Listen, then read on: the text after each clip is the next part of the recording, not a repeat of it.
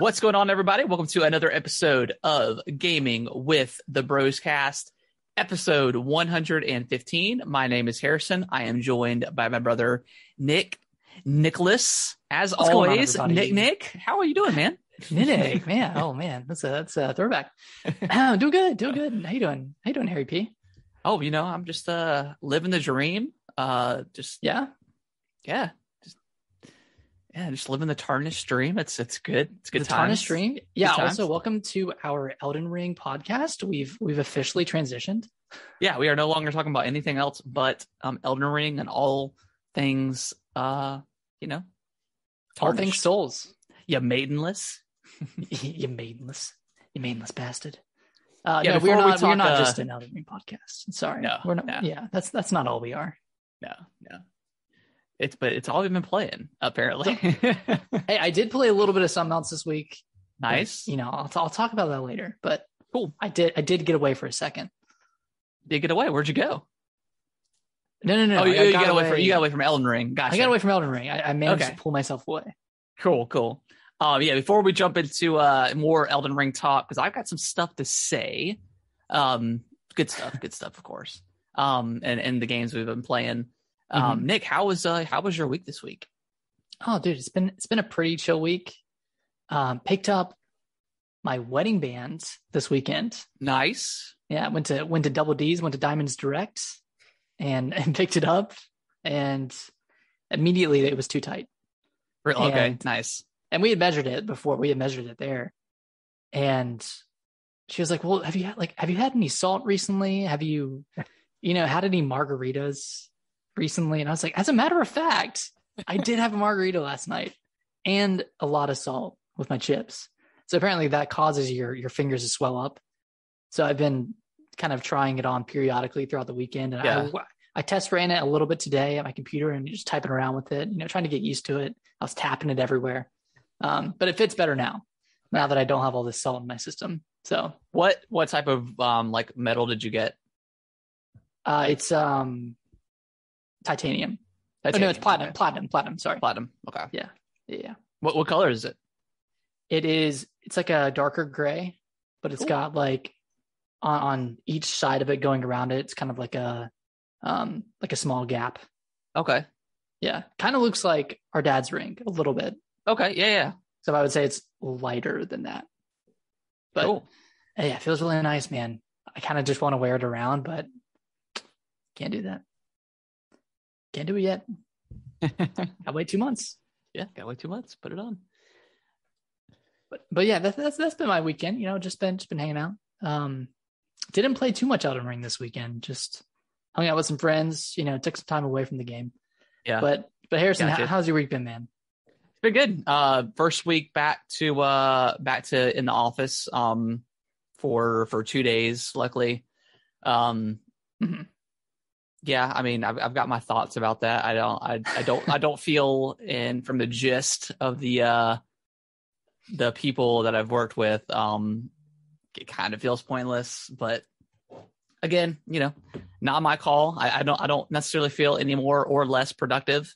I'm just maybe a little bit more bored now because I can't listen to a podcast or a TV show in between work and stuff. So that's a bummer, but I mean, getting up a little bit earlier than normal, but it makes Wednesday, Thursday, and Friday much better because now I look forward to those days more so than I did before. So that's, I guess, a plus. So why can't you listen to a podcast at work? I mean, I can, but being a call center, I mean, you take a call, you've got really about 10 minutes of doing work related to that call before you have to go available again. And then pretty much when you hit that available button, you're taking another call. So it's stop and start. It's just, I don't know. It feels more regimented, more of a hassle when you're in the actual office to stop the podcast and start it again versus actually being, because at home, I mean, I've got something going all day, whether it's a podcast or a TV show. Yeah. Or whatever. I've been watching Dragon Ball Super again. Oh, nice. Yeah. I've watched the first 15 episodes of it. Yeah, I love it because like they 15 each have like their own individual like arc within the show. So like if I'm like, okay, I want to watch the Tournament of Power, I'll watch that, and it's like 40 episodes. Or like, okay, let me watch the Goku Black stuff. Okay, it's like another 40. So or whatever the case is. So It's crazy how little happens each episode, but they're all pretty good. Like, yeah, I mean they're like 20, 25 minute, less, maybe a little less than that episodes. Where sometimes it's just like any other like sitcom TV show where it's like filler episode or whatever the case is, and then they might spend 25 minutes powering up in another episode. It's hilarious, but yeah, I do love that show a lot. Yeah, it's a good show. I think Goku is dumber in the show than he is in the other ones, but yeah, I mean it's lighthearted. It's like 10 years such an after. idiot. Yeah, he's such an idiot, but man, he loves his family. He loves to fight. F for family, man. F for family. F for family.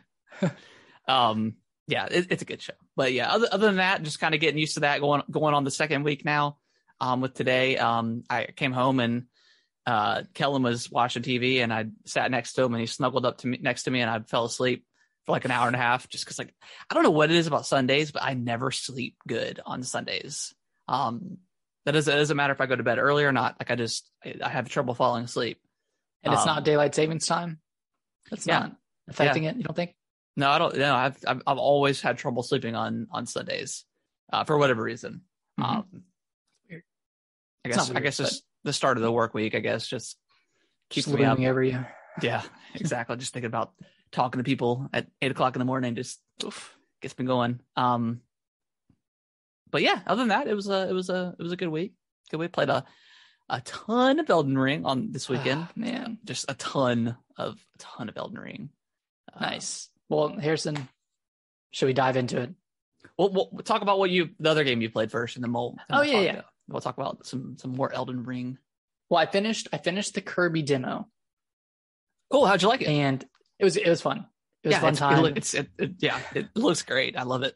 Going from spam rolling and trying to parry in Dark Souls to just being able to hold down the block button and literally block every attack that's coming my way is a big difference. Yeah. But it's fun. Like, I'm still going to wait for reviews. This isn't a day one decidedly yet, but I think I'm on that same bandwagon with you. Yep. Yeah. But it was a fun time. I went through all 3 levels, and I guess the last one's really just mostly a boss stage. Yeah. But pretty fun. I liked it so far. And then I just went in and finished Ollie Ollie World. Okay. I was up to that point. I was going through each level and doing every single challenge per level. And sometimes one level would take 30 minutes when just going through it would take 2. So I just went through like the last area of the game, just kind of blasted through it and rolled credits. And yeah, if you like, even if you don't like 2D skateboarding games, I think this is a really fun, just kind of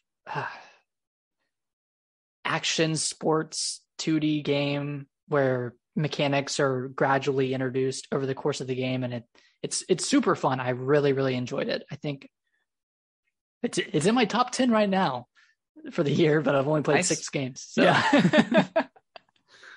No, it's a really good time. I thoroughly enjoyed it, more so than I did the first one, and I absolutely loved that one. So yeah, full recommendation for Ollie Ollie World.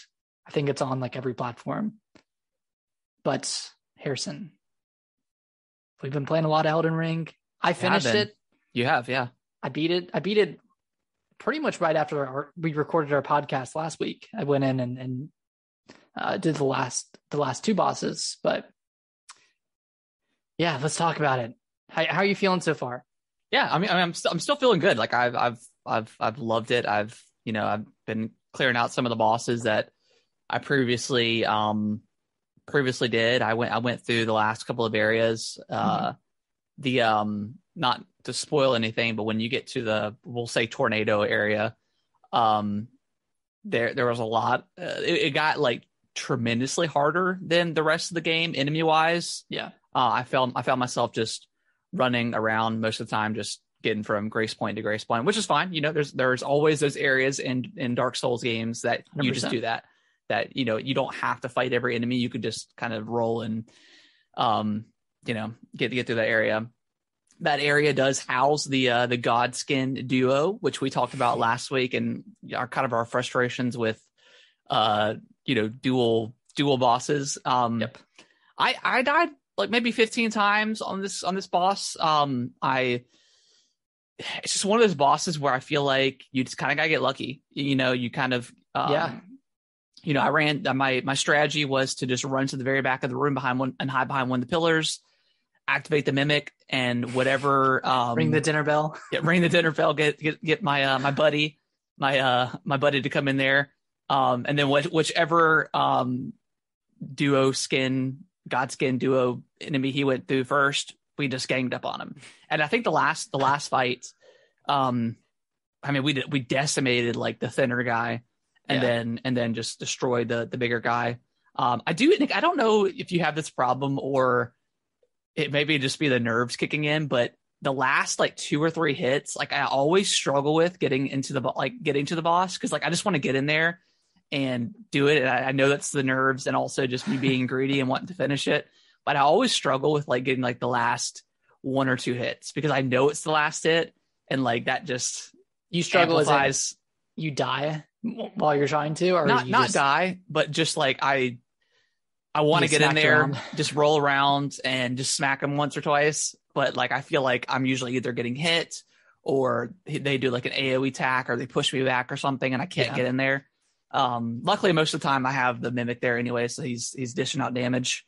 But that happened on the last fight, or like on that boss, and I was like, I just want to be done with it. And then I ended up getting in there and getting the last hit. But I don't know if that happens to you a lot, where just nerves take over. It happened with that dragon that I posted, the video of the dragon on TikTok, and then Melania, it happened with her. And I was just like, I'm just going in. I'm going in. I don't care about the Scarlet Rod. I'm going in. And I died. And of course, lost out on 480,000 souls, but I got the kill. It's happened. It's happened a lot. It's happened a lot. It's, I mean, I don't know. It's just like, you have to constantly check yourself.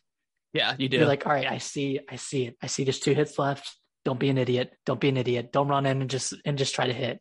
And you never not do it. You always do it. And then you're like, cause that's happened before, where it's like the last hit and the whatever boss just comboed me and killed me. And I was just like, I would have just be mad. I have to be, it's me. If I would have just rolled, maybe just drink a heal or something real quick, even though I'd have most of my health, just heal, go back and just, I still have my mimic alive, so you could have just relied on that. But exactly. If you're ever at a point where you think you can get 3 hits off, you cannot get 3 hits off. Just get 2. Take 2, roll back, and then go. Just like, oh man, that's like the theme that's carried from every single Souls game is just don't get greedy. Yeah, and everybody does it. Yep, it's impossible. Nate, what did you say about the mimic that was hilarious? It's like he's everything you want to be and more.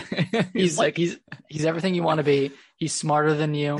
He's more powerful than you. He's more confident than you. He is everything you want to be and so much more. He is the mimic. He is when mimic becomes the actual person. So when you actually fight the mimic tier in what is it? So Seofor River?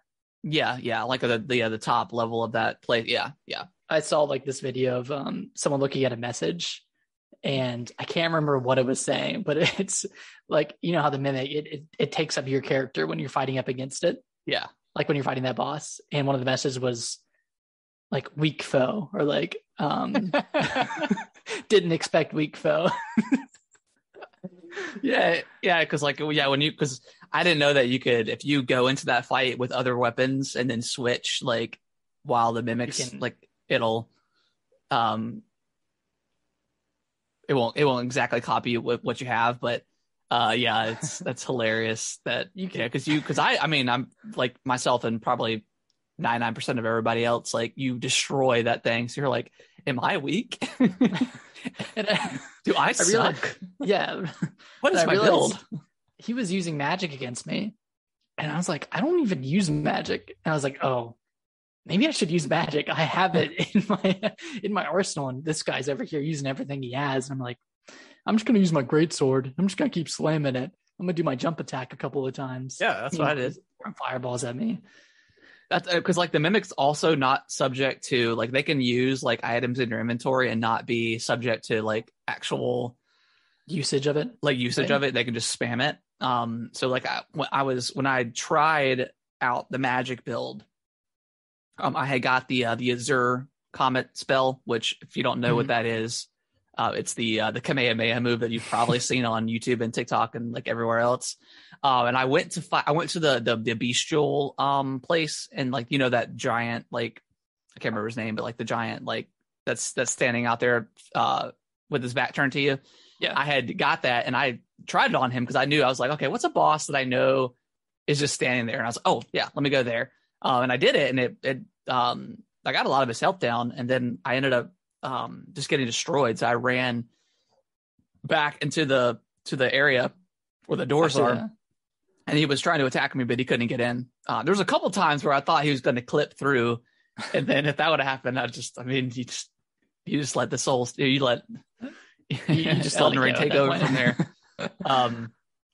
But my mimic at the time, he just kept spamming the Kamehameha. It was pretty awesome to watch because I was just standing back because I had no FP left.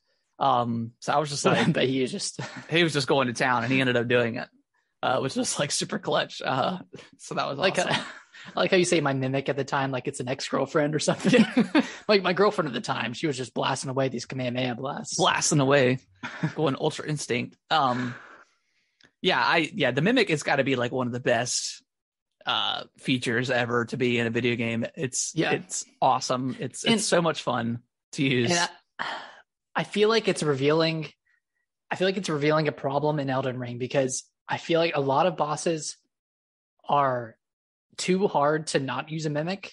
Yeah. But too easy to use a mimic. Yeah. I mean, or just a summon in general. Cause I was telling you earlier, but I restarted another profile and was facing up against Margit at level 13. And I was trying to just do it without a mimic or without a summon and without like the actual summon you can bring in before the fight. Yeah. And I was getting clobbered and I was just trying to learn parries and like get better at those. But and maybe I wasn't high enough level, or maybe I didn't have my weapon upgraded enough, but I was just getting smacked around. I was like, dang, like if other people who just started this game are beelining towards Margit, don't know about summons, they're going to get smacked around and get so mad at this game. Yeah, that's probably most new players that came into this thing. Mm-hmm. Because I mean, the game just kind of funnels you towards that Margit fight. And kind of not knowing you can just explore around and do other bosses. Yeah, pretty much. And you don't have to do that. Yeah. No, I did feel better about myself. I was listening to a podcast today, and all three of them that were talking about it, all missed the tutorial at the very beginning, and like tried to fight the sentinel, the tree sentinel, and the one guy was like, he's like, yeah, just you gotta just run past that thing or sneak by, like don't even. He's like, I was like level 70 before I actually came back and fought that thing. So yeah. Yeah, it's hard to change your mindset with this game because like every other game, when you see a boss, you're supposed to fight it. Yeah. Even in other Souls games, or other Soulsborne games, but this one, like, yeah, you see a boss, like, I might see you in 50 levels, but see you in 50 levels, dog. Not going to be any sooner than that. Yeah. I guess to piggyback off of the duels, the two boss thing from last week, a major frustration that I've had in this game here recently, and mainly with the last boss, really is I don't mind two-face fights. Like I really like the Godfrey fight where I'm not gonna spoil anything, but I mean that was pretty badass. And there's a couple other fights that have two phases, but they all share the same health bar. Like if you get them halfway down or a little less than half day, whatever triggers the second fight phase, which is usually a little bit harder of a fight, but they got half their health bar, which is fine. No, in this the final boss, I'm not gonna spoil anything for moveset wise or anything, but there's a second phase, And you get in the first phase is really hard. Like it's a challenging boss fight that you may not win every single time. So when you do get to the second phase, at least from what I've experienced, I have very low health flasks. And I think I'm rolling with, if I allocate my flasks, I think I have about 13 or 14. So I have a lot. So you're pretty set. So yeah, let's get to that second fight. And I think it's a bullshit fight. I think that it's not fun. It's not a fun fight. Like you just kind of have to get lucky and dodge and just get up in the creature's face or whatever, and do damage. I think the first half is fun. I think the first half is fine. I mean, I liked the first half until I got to the second, and then I was like, okay, I'm not going to be able to get to the second half every single time because the first fight is actually pretty challenging. And then I started getting frustrated with the first one because he has so many just AoE attacks that just does a lot of damage, and he can kind of not necessarily spam them, but just kind of do it relentlessly, which is frustrating because the second half I think is probably one of the worst Souls fights ever. I just don't like it. I don't, between that and like the Fire Giant, I think those are like the most unfun fights in the game. Well, the Fire Giant is unfun because it's a really slow fight. Yeah, it's slow. It's not necessarily hard. Forever. I think I died like 5 or 6 times, and then I just looked up a strategy and saw a cheese strategy on YouTube. I was like, I'm doing this. Screw this game. It destroys me every other time. So it's like a battle of attrition. Yeah, it's like that one TikTok clip you put where like the enemy knocked you off the edge, and the second you fell to the ledge, another enemy came out of nowhere and tried to attack you to push you off the ledge. Like that's just Souls game in general. Like they constantly try to screw you over, and that's why hardcore Souls fans will get mad if you use a mage build or whatever, or you try to cheese something. Like that's not the way to play. It's like, no, I'll play the way I want to play, and I'll have fun with it. Like. Yeah, the game it's constantly trying to screw you over. So if you find a way to cheese it, go for it. Like, yeah, why not? Like when I was facing Margit, I was like, if I get him into a visceral at the edge, can I knock him off?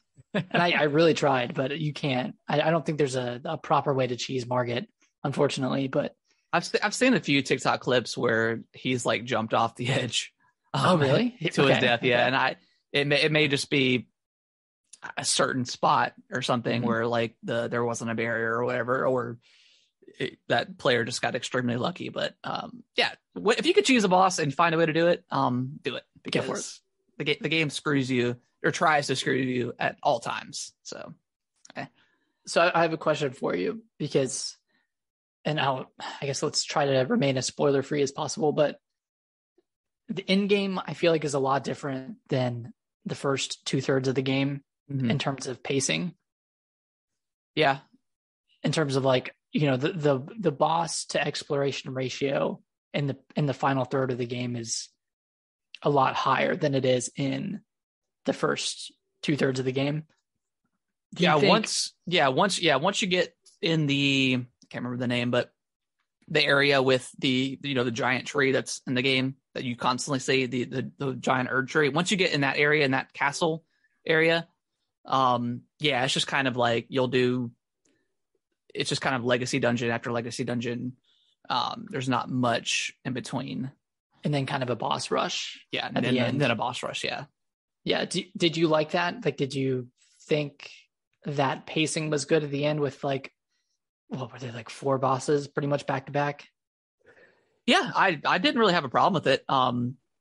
Mainly because I had that mimic and just kind of there was like 2 bosses in a row that I won like I just did it my first try, which was like kind of crazy to think about. But maybe that's why I got so frustrated at the end, because I felt godly going into like the last boss, like I can't lose, and then I got destroyed. So even that second to last boss fight, there's a couple of like annoying AoE attacks that are hard to dodge, but I mean I'd probably beat him within less than 10 tries.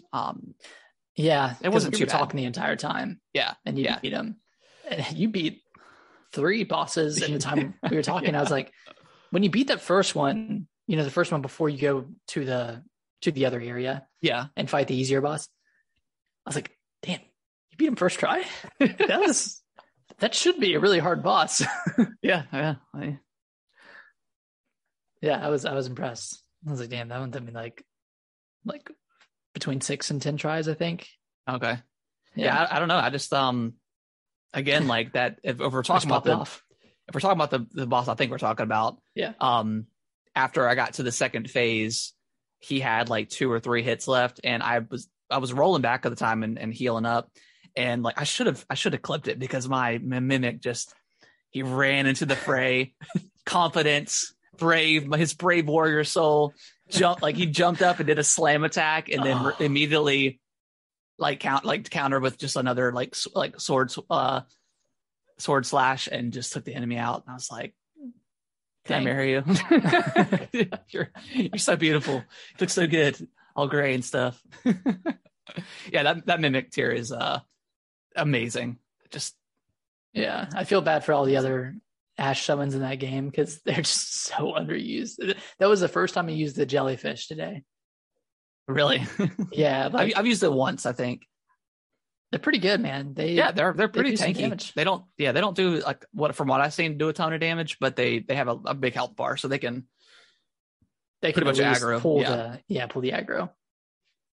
Yeah, man. Yeah, there's been some fun times, but yeah, it can get frustrating towards the end with all those. I don't know. I feel like there's a lot of enemies that have like an unlimited stamina meter. Yeah, and can just like terrorize you, like the guys that shoot out those needles. Oh my god, those literally the worst enemy in the game. I want to punch whatever designer came up with that enemy, because that is the worst. God, I hate that enemy. That and I don't like the one boss fight. It's the one that's at the very beginning of the game that you have to go through, like the hero dungeon or whatever, with like I posted a TikTok about it, but it's like the wiggly monster. That one comes whatever. Yeah, that one comes up a couple times in the game.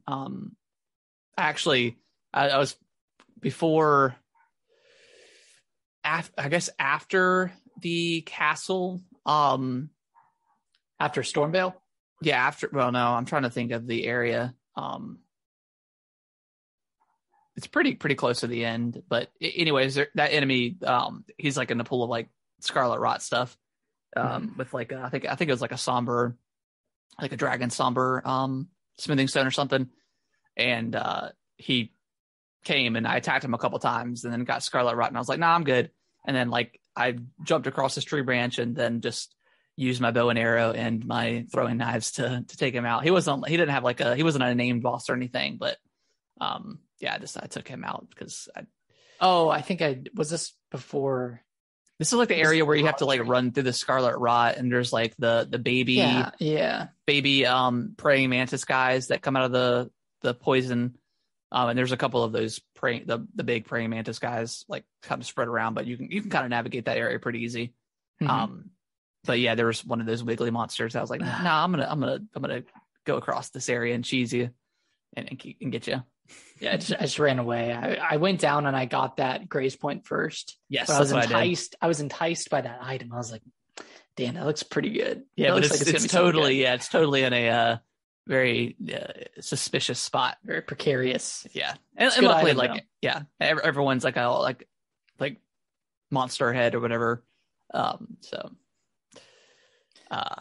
It's hard to trust some of these messages, but I find myself constantly laughing, just at try finger butthole and just still no head or whatever. The still no head video, the still no head messages are amazing. Yeah. Or like what is also amazing is when you appraise messages that heals you. So there's a few times where I've been in boss fights and got appraised and got healed. So really? Yeah. Which is awesome. So yeah, if you ever see a message, just appraise it. It takes like 2 seconds to do it. You never know if you're going to save somebody's life. So that's always funny. But yeah, those messages are hilarious. Like just the constant like hidden wall ahead and then liar ahead and be wary of liar, and there's a lot of like, why am I so lonely type messages. Yeah. Like dude. Why'd you put this right here? Yeah. Oh yeah, random spots. Yeah. Could this be love or something like that? Oh man, that's one of the reasons why I love the Soul series so much. Is these messages. Did Sekiro have? I don't think these it did. Messages you could leave. I don't think it did. That's why I was missing something.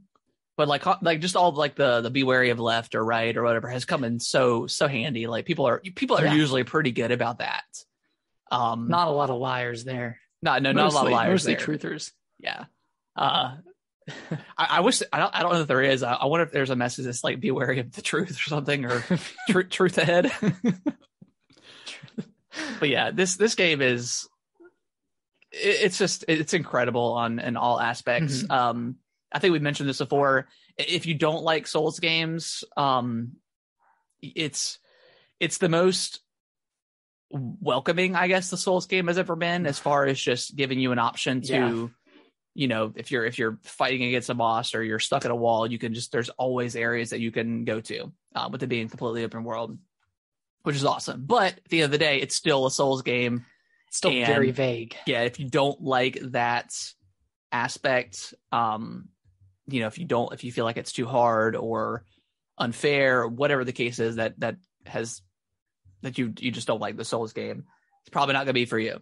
Again, there's more options to explore and all that good stuff. There's more options to get away from enemies, with having the horse and stuff. But it's still a Souls game through and through. For better or worse. I think there's a lot of conversation here recently with anytime a Souls game comes up where the hardcore Souls fans don't want to hear any sort of criticism for any Souls game ever. They're like, it's designed this way. That's fine. It is designed that way. They've kind of kept the same, even the same enemies, like the same dogs and the same attack pattern through every Souls game. So it's okay to have, it's okay to criticize. Do I wish that there was a quest log? Yes, I do, because it's hard to. I've heard people of like writing down stuff to come back to and try to remember it. So maybe like a quest log or, like a chat log or something you've had with these NPCs, because it's almost impossible to remember their names and let alone where they tell you they're going. So yeah, I do feel like that stuff could be improved a little bit. The inventory is kind of rough too. There's just so many items that it's hard to keep up with everything. And you can filter it by when you acquired it, but still not not great. There's just so many items in this game that it's almost impossible to keep up with. Even to the point where like I'll get a new weapon or something and I'm like, all right, what was the name of it called? Was that a weapon or was that a spell? Like, it was an item. But yeah, was it an item? Like, there's been plenty of times like that where I've struggled. One thing I wish they would pull from like standard AAA games is when you get a new item to mark it as new in your inventory. That would be nice. Kind of like Assassin's Creed does. Like when you get something new, it just kind of like puts like a little asterisk by it or whatever.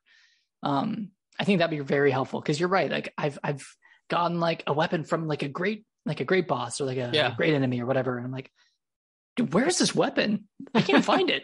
I literally can't find it, and it's because you accumulate so much of the game because the game is so big, and it kind of it kind of weighs down your inventory system where you can't find anything anymore. Noodles. There's like, what's up, Noodles? There's like 2,000 items to collect. It's crazy. Yeah, it's crazy. And for all the items I collected, I still can't find the crafting instructions for the items that cure scarlet rot. I couldn't tell you. I don't think I've crafted one item, to be honest. But I've really needed that at certain points, especially when crossing that rot area. I had and I think you can get it from like one of the early vendors, but I got like it's called like fire cleanse or something, or cleanse me or something like that. But it's a spell. I have that. Yeah, and it cures scarlet rot and poison and all that stuff.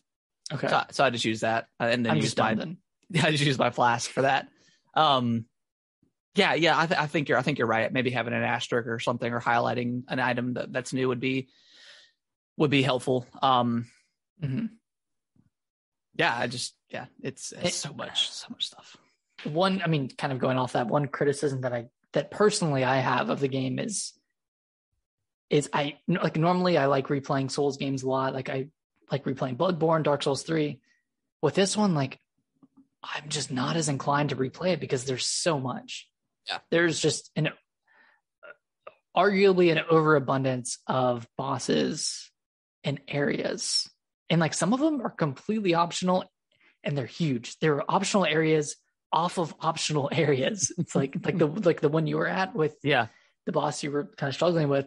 That's an optional area from another optional area that you go to. It's like, what? Yeah, I just stumbled across that. I was like, that's a grayed out area of my map. And then I ended up taking this. You found these medallions and not combined them, but went to the lift again and then wound up in another completely new spot. I was just like, man, this game is ridiculous. And I guess you could, if you New Game Plus it, you can just mainline it. Yeah. And then see what happens. But you could probably do it in 10 hours if you mainlined it. I feel like there was going to be something I wanted to say additionally. Can't think of it. Just selfishly, I wish it was like a little bit shorter because I rolled credits at 50 hours. Yeah. And that's like a lot shorter than a lot of other people because I guess everyone's just like exploring every nook and cranny. And I like got to that point of the end game and I was like, I'm going to go through here. I'm going to finish this up and then go to the other stuff. Yeah. I think I'm maybe 60 hours, 61 hours, something like that. Mm-hmm. So, and I'm on the last boss. So I'm there. You're there. Just gotta 5 get minutes over that away. hump. Yeah. Just gotta get over that hump. Yeah, I feel like there was one more thing I wanted to say, but I can't remember what it is. I still think it might come to me. I still think it's an exceptional game. 65, 66 hours later, it's still one of my favorite games of all time, probably. I think it's one of the best Souls game, if not just tied with Bloodborne for me. But yeah, man, it's great. I've tried a little bit of co-op. I did. So Noodles, I tried. I've done a little bit of co-op. I don't think I've actually ever summoned anybody for help. No, I did with one boss fight. I summoned one person in, and we ended up beating him, which was cool. Other than that, I haven't tried to summon anybody in. I have gone back to like Margit, like the first boss, just to be nice because the last 2 or 3 times I've helped somebody, we just destroyed Margit with the Bloodhound thing. Nice. Like it feels so good to go back and wreck that guy. Does that stagger Margit? Or does he? I think it staggered. Yeah, I think it staggered him more than I was able to previously do. Okay. I tried one PvP and this pumpkin head guy came in and he death blighted me. I didn't even know that was an option, like magic wise. I don't even know how he did it, like, to be honest. So PvP, I've never even bothered with the Souls games because like people are just ridiculous and trolly with it. So yeah, I invaded someone in Limgrave like right at the beginning. Yeah, and I don't know if this was part of the story or not, but I invaded and there were 3 people just like standing kind of on a cliff looking at me. And I was probably like 100 feet away from him. And I started walking towards and they did a little hello. And I did a hello. And then one of them just came at me. And the other 2 were just kind of watching from the sidelines. And we had this like probably 3-minute long battle. That's the way it's supposed to be. Yeah. And it was cool. It was cool that they weren't all just ganging up on me. But I ended up losing that one fight against that guy. He was pretty good. He had this like really good special attack that was just annihilating me. But it was fun. I was like, yeah, this is cool. You can kind of see like a mutual respect from both sides. Yeah, I got I think I had activated the summoning pool and got pulled into somebody's world. And there's one guy I met up with the 2 other people and the guy tried to come at us and we started swinging and he took off running because I feel like that's what happens most of the time. It's people just run and they try to get one up on you. And I was chasing him and trying to jump and do like a jump attack on him and he kept dodging. And then the other guy that was behind me, like just did like this one spell and just murdered him. Yeah, the password. Yeah, Nick, maybe I should pull you in, have you help me. The Yeah, we co-op. can do that. Yeah. Yeah, we should. Because I don't care. I mainline the rest of the game by myself, so I need one help with the end game. I'll take it. I did that for Dark Souls too. Dark Souls 2. And that was my first Souls game, but yeah, I probably summoned just about every boss fight. Especially like in Dark Souls 2, there's this one area that you fight the two sentinels, and one is up on a platform right when you walk in, and the other one's down. And I summoned for that one. You can give other people items, and that's pretty cool. If we both ran in with the Bloodhound Fang, I think that'd be pretty lit. Yeah, it'd be pretty epic. Yeah, I don't generally mess around a lot with PvP in any Souls game, just because it's always broken. There's always people with, maybe not broken, but there's always people with just crazy builds that they walk in and I'm like, yeah, I'm not even gonna mess with you because you just look strong. Yeah, I did do a lot of PvP in Dark Souls 3. Yeah, I did in too. like the Nameless King area, because like that was like the hot spot. So I did a lot of that, and that was fun. Okay, but I did it. There was a spot right after Pontiff Sullivan. I don't know if you remember that boss, but I remember the name, but I can't remember exactly the boss fight. But yeah, he has like the double swords. He's kind of in like a cathedral area. Oh yeah. I know you're talking about. That was hard boss, but there was like a PvP spot there, and there was like a mutual understanding between people that you wouldn't heal. Yeah. So it was kind of fun just to see what you can do against people. Yeah, that's how it's supposed to be. Like you duel and not heal, but Ponte, you can still parry him. That's like, if you hadn't learned how to parry up to that point, that was kind of critical. Yeah, to get him. Man, I kind of want to go back and play Dark Souls 3. That was such a fun game. I looked up a boss ranking video. I was watching one today at the gym. But I don't know if you ever watched Democracy, but he does a lot of good Souls. I probably have at some point. We should next week, Nick. We should do a ranking of all the bosses. Yeah, we should, or at least all of like the mainline bosses. Yeah. Because I've got a spreadsheet thing we can use. Oh, nice. For it, with like S tier and A tier and stuff like that. Oh yeah. So that'd be pretty cool. Let's plan for that next week. Yeah, let's do that. Yeah, I mean, it's just, I want to just, again, like I don't know if Zelda's coming out this year, but at this point, I think that's the only thing that can maybe take Game of the Year, from what we know about, of course.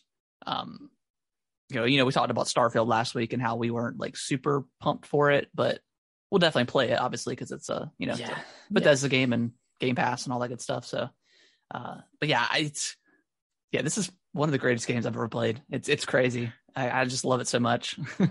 There's so many little moments of satisfaction and accomplishment that this game gives that other games just don't even come close to. Yeah. And Noodles, you're right. I think Breath of the Wild set the standards for open world games when it came out in 2017, and this has just reset it again. Obviously they're different. They're different games, and Zelda has a lot of more puzzles in there and playing around with those tools. But it set the bar super high for it. Did it all? Like, it's just, I never want to play a Ubisoft game again. Like, after this, like, I just can't imagine 1,000 icons, and there's a lot. Like, there's a lot of grace points that cover the map, but that's it. But that's it, right? And there's a couple of like quests you do that they'll put like a little red dot on the map, to show you where to go. But other than that, there's nothing. Which some people don't like. Some, like I mentioned before, people like to have a quest log or something, and I would too. But I don't necessarily want it to be on my map. I saw a tweet today and it said, a game has changed the standards when you can't go back to the previous title and play it. So that's kind of the case for Elden Ring, where like a lot of people can't go back to Dark Souls because there's not a jump button anymore. Yeah. Or there's not, a map. Standard. You don't have to double tap the B button to jump. Oh yeah. Oh my God. Terrible. Yeah, I've died so many times because of that stupid. So yeah, I mean, they streamlined a lot of the game. Your horse has a double jump. I mean, so which is like the greatest addition to any game ever. Just yeah, it's great. Oh, I remember what I was going to say earlier. What's the point of that one item you get where you can like sacrifice all your runes to go back to the grace point? The last there's no point in that. It's existed for like all of the Souls series, but it's never really had a point because like there's even an item in Dark Souls 3 where you have to warm up for like 2 or 3 seconds, and if you get hit, you can't use it, but it'll take you back to your last visited bonfire without losing. So I did that a lot of times at the boss fights where like I get overwhelmed and I'm like, nope, I'm out. Yeah. And then warp. But yeah, you're right. It's been in every Souls game, and it's the most pointless item. Like just die at that point rather than or at least try.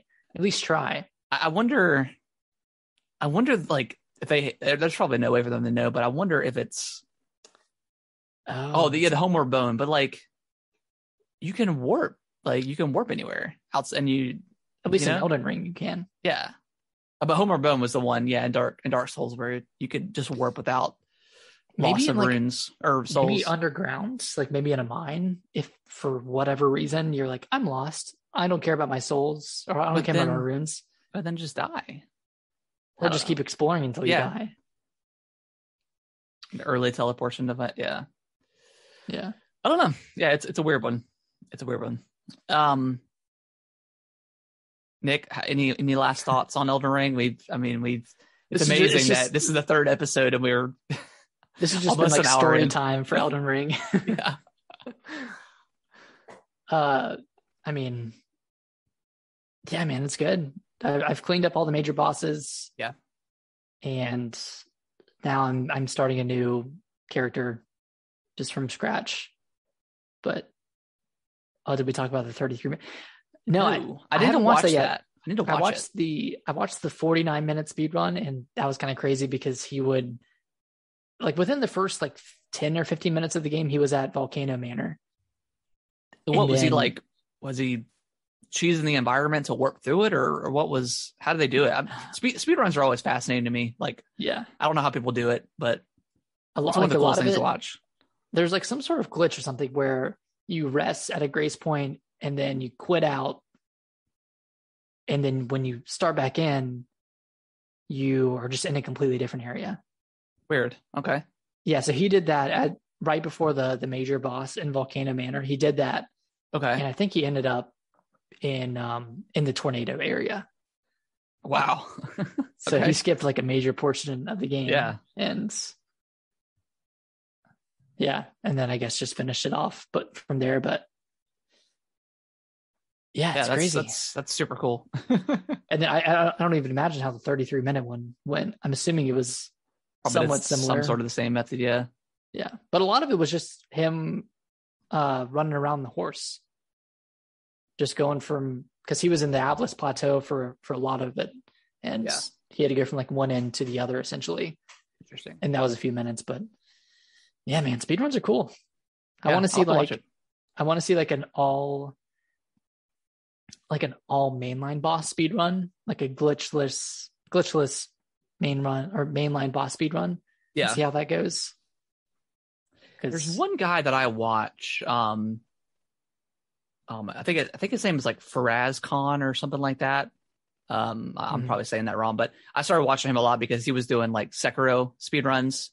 Oh, cool. And he could beat that game in like an hour and a half or something crazy. He used like a method of like, glitches and stuff like that. But I mean, just also cheesing bosses and then just legitimately killing them. So that's when I started really watching speedruns for the Souls games, because that's mainly what he did. That was pretty cool. Yeah, there's some good Bloodborne speedruns too. Yeah. And that game's pretty speed runnable. Remakes Bloodborne, please. Or just Bloodborne 2. I would love a Bloodborne 2. Such a good game. What do you think? I mean, obviously Elden Ring just came out, and it's just the habit of gamers where we're always talking about what's next. I feel like you never actually get to enjoy the moment of gaming, like a game. It's just always what's next, right? Well, yeah. Well, what are they going to do next? You know, how can they top this? I don't know. Nintendo Switch just came out. What's the rumor? Pro. It's already underpowered. How are they going to rectify that? Switch came out 2017. 2 months later, rumors of Pro. Let's talk about the rumors for Pro for 3 years. It's like, dude, just play Breath of the Wild, man. Just keep playing that. Yeah. What do you think? Do they do? I think they said they're done with Dark Souls, right? Like as a series. Yeah, I mean, This is like a Dark Souls 4, though. Yeah, it is. Yeah, it's pretty much a Dark Souls. They could have slapped Dark Souls 4 on it, but obviously for marketing, it's easier to call it a completely new thing. Yeah. I mean, I would love to see. You know, I need to go back and finish Sekiro, but I don't know. Maybe I don't know how well Sekiro did to warrant it sold like sequel. 5 million. That's pretty good. I can't wait to see the numbers for this game. To have 1 million concurrent players on Steam for a Souls game is just absurdly awesome. Like, it's crazy how many people got into this game, and then also just watching the reaction of people just, not understanding how hard it is and just getting super mad. It's like, no, it's a Souls game, man. I don't know. Bumping up against the tree sitting over and over. Yeah. Yeah, I mean, personally, I would love to see a Bloodborne too, but also, whatever games From makes, it's a day one for forever. Oh yeah, because they just still put out bad games. I'd bet this game already sold 10 million. Oh yeah, I bet it already outsold Dark Souls 3, which is the highest selling. And I mean, it's the best selling game, not including Call of Duty. It's the best selling game since Red Dead Redemption 2 came out. And that sold a lot. So I'm assuming this sold, probably 10 million in a week, and then probably growing. Yeah, probably. So, yeah, this will be the best selling Skyrim numbers, Skyrim levels of sales. Yeah, maybe over time. People are comparing it to Skyrim, which is a weird comparison, but whatever. Even like I saw this one video of this game is Breath of the Wild, and like she was coming out of a cave, and it looked like the starting cave that you walk out of, and I'm like, all right, I think you're just reaching a little bit too much for this clip. But sure, yeah, but sure, it's yeah, the Breath of the Wild of Dark Souls. Yeah, sure. It looks. Yeah, there's a mountain in the background. Yeah, so yeah, I guess you can compare it to Breath of the Wild. Can't wait for Breath of the Wild 2 to come out, and it's going to be the Breath of the Wild of Breath of the Wild. It's crazy. This game is amazing in so many ways, but also amazing frustrating too. It's amazing enough that we've talked about it on our last 3 episodes, and it's been the majority of our conversation. Yeah, exactly. But yeah, that's probably going to wrap up the Elden Ring talk. We're going to jump into the news. Pretty light news week as the months go on. There's not much been happening. Yeah, I think Elden Ring has just been so popular that nobody's afraid. Like, everyone's afraid to announce stuff. Or probably not, but it's just been light. PlayStation had their indie showcase, or Square Enix. Their Square Enix showcase. I always hate. I mean, I always hate to rat on showcases in general. I know we do it a lot. But this one was just so boring. It was 20 minutes, so it wasn't super long. It didn't super waste your time. But if you weren't an RPG fan, I like RPGs. They're just nothing really. I know a lot of people are excited for that JoJo game, a fighting game, which is cool. But yeah, other than that, I mean, there's just nothing I personally. Yeah, the Gundam game. Yeah. There's just not much that I saw that I was excited for, which is fine. I don't have to be excited for everything. So, yeah, I mean, I don't think we're the audience for this. No, for this presentation, so to speak. But Ghostwire Tokyo still looks cool. Yeah, interesting. Stranger of Paradise looks weird. I can't remember if they showed that off or not, or if that's just me being I think they did. having And recency I think bias.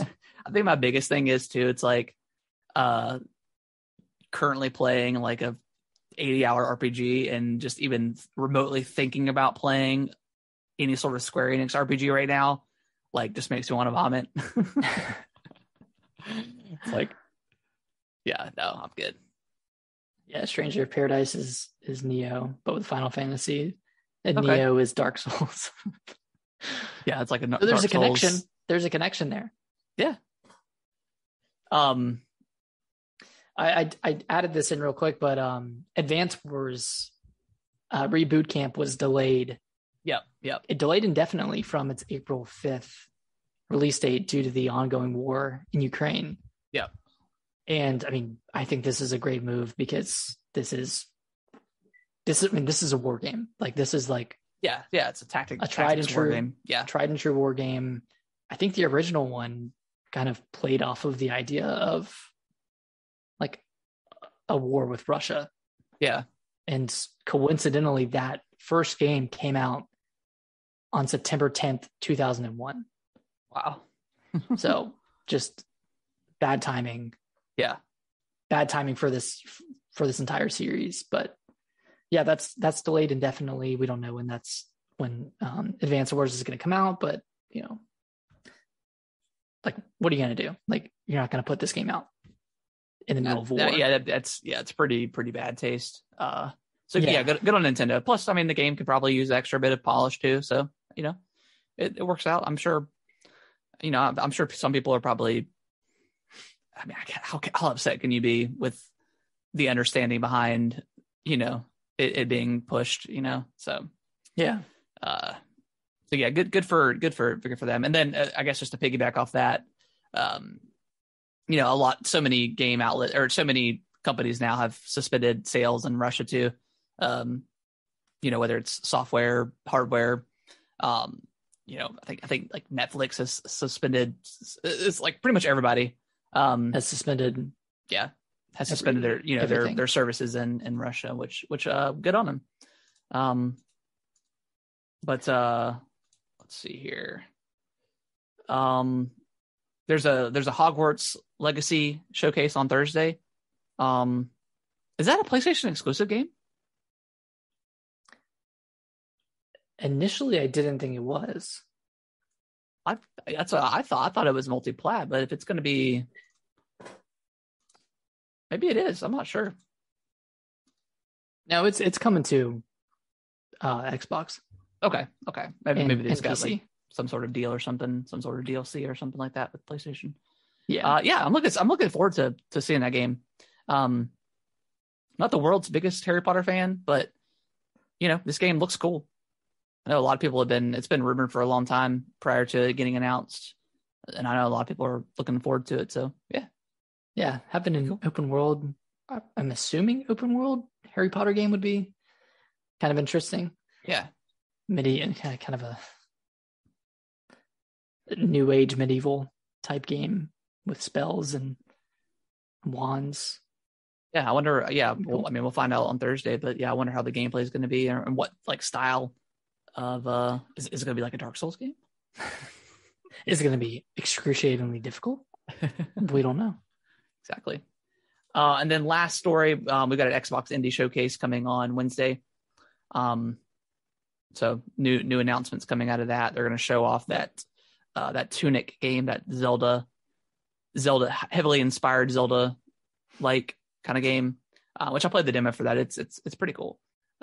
It reminds me of a little bit of like you mentioned, Nick, like Death's Door vibes from that. Cool. So yeah, it looks really cool. It could be a good like indie game to jump into after Elden Ring, just kind of like a shorter. Yeah. I don't know how long it is, but hopefully it's like a shorter title that you can just, you know, play through in a weekend or something. Yeah. It's always good to have balance. Yeah, that's what I'm going to look forward to after finishing Elden Ring, and I mean, I'm sure I'll be playing that over the next, you know, couple weeks and months and stuff, just to, you know, dive in there. But yeah, after this, I want something shorter, some you know, yeah, so I don't like think about too much about. That is true. But that is going to wrap up the news. Nick, we have discussed possibly doing like a bi-weekly or like once a month like call-in radio show style segment on the podcast where we'll probably set up a Discord and have people, call in essentially. And if you have any questions that you want to ask or give your opinion on a game or like a topic that we discussed throughout the show, we're thinking about doing something like that. So if you guys are interested in that, tweet at us, let us know. That's something that you've been doing. We may try to just set up one, next week or the week after that, and see if we get any people that want to participate. And then if it's takes off or people like it, we'll continue to do it. If not, we can always try again at some point in the future. And then that being said, Nick, also, if you've got your own podcast or you want to be a guest on our podcast, just also DM us as well on Twitter. We're definitely looking at potentially getting people on the show. Maybe not every week, but every couple weeks, just to expand our horizon and all that good stuff. And, get some other opinions on the show. Yeah. Get some different takes because we have pretty similar opinions. So yeah, it'd be good to get some other people on here to talk. So if you're interested, DM us on Twitter at GamingWTBros. You can also send us an email if you want. If you still use email, you can send it at was it gamingwiththebros@yahoo.com? Gaming with the yep. Gamingwiththebros@yahoo.com. You can also DM us here on Twitch at Gaming with the Broscast. And then finally, you can follow us on that TikTok at Gaming with the Broscast. It's all been Elden Ring for the past 3 weeks. Yeah, even the clips we posted have been about Elden Ring. So yeah. So apologies. We loved it. Like, man, we've had so many like videos just blow up like randomly, just whatever the case is. So it's been really fun hearing everybody's opinions and stuff. Hearing everyone's kind of like stories with various bosses too. It's kind of fun. Yeah, and people have been really like supportive and stuff. Like there's not a lot of trolls that I've seen on some. I've seen a few, but it's been really cool to seeing how to get weapons and stuff like that. So kind of different because like I would say our two biggest games on TikTok have been Halo and Elden Ring. Yeah, I would say the difference is it's pretty black and white. Oh, and people are super trolls with Halo. Like the one video I posted about like the desyncing and lag. People were just like, have you ever played a video game in your life? And I'm like, dude, I've been playing games since I was like 7 years old. Like, of course I've had lag. I know the difference between lag and like a constant, rubber banding like lag is. So, that was hilarious. And then, the Elden Ring stuff has just been generally positive, which is not what I would expect. I thought it would be the opposite way, but people, I think crazy about Halo, I guess. I think the Souls community kind of gets a bad rap, but I've done some browsing on the Reddit, and everyone there's really nice. Like everyone's really supportive. Like no one's actually shitting on someone for using a mage build. No, it's mostly just trolls on Twitter. Yeah, that are responding to somebody. It's never like get good mentality. Yeah, it's never actually someone who deeply enjoys the game. Yeah. I would say that's my opinion, but it's been funny to see that. Yeah, that's been fun. So I've got a couple of videos I want to post on there. So give us a old follow and enjoy our Elden Ring commentary. I can't promise you that next week we won't still talk about it. I'm sure we'll have probably less to say. Well, we're gonna do our ranking video next week. Yeah, we'll do the boss ranking video. So look forward to that, and I'll probably post that on YouTube as well and TikTok. So look forward to that next week, and just DM us about getting on that call-in show thing and let us know. We'll try to set that up at some point. Y'all gonna fight all 125? I fought a lot of them, Nick. I know you fought in most of them. I think I fought all the unique bosses, but we were just planning on doing the main line. Yeah, like all of I guess not all of the mainline bosses are required either, but just kind of going through all of like the story bosses essentially. Yeah, if I beat Melania, and I'm sure I'll beat him by next week, but we'll probably do like all the main bosses. Have you done the other like one? The demigods. Have you done the other demigod? Which one is that one? Mog?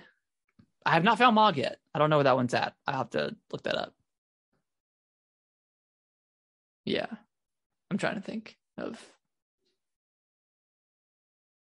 I can't remember how I found it, but I think I looked it up. Stumbled upon it, yeah. Yeah, no, I think there's something you have to do with the invading. You have to get some item or something. I don't know. Oh, no, there's another area I think you have to go to beforehand. Oh, okay. I'll look it up. I'll look it up after you jumped it. I think I've seen that cheese where if you jump over his boss gate, he doesn't move. Oh, you can do that? Which apparently there's a cheese you can do. I don't know if it still works for the final boss. If you, as he's turning around and does his animation, if you run up to him as quickly as possible and stand on his left side and don't attack him and wait, apparently he won't move. I tried that a couple times and it didn't work. But well, let me know if you want to jump in together. I think me, you, and the Mimic could do some damage. Can you summon the Mimic if you have a person? Well, we'll try. Okay. I don't think you could. But maybe you can. I'm not quite sure. I'm not as confident as your Mimic, but no. I'm a little bit more strategic. Yeah, that's what I thought. Yeah, you can't summon ashes. Yeah, that'd be kind of OP if you had two other people and a Mimic. Or God, what if you could do like two other people plus your Mimic plus whatever Mimic they have, or that would be insane. So funny to watch. Oh God, I'm sure someone's like glitched it or something, or hacked it or something like that.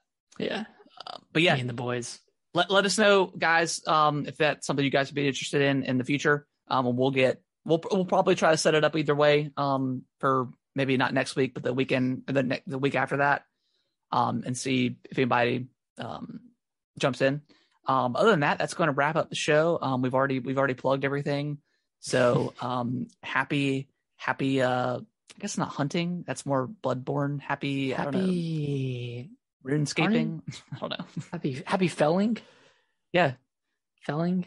Bossfeld. Happy Bossfeld. Yeah. Bossfeld. Yeah. Yeah. Just get you maidenless tarnished. Come on, get in there. Get good, man. Get better at the game. What's the? Sorry, we can sign off and I'll ask this question. Go ahead. No, go ahead. You talking about for like Dark Souls? What is it called when you? Is it Nightmare Slain? Slain in Bloodborne? I think it's Nightmare Slain. Yeah, enemies. Nightmare. At least Slain. for like a bigger enemy. I think it's a Nightmare Slain. Yeah. Engage in maidenless behavior. Still no head. Still all right, guys. We will see y'all next week. Next live again, 8:30 Eastern Standard Time. Adios on Monday. Bye bye.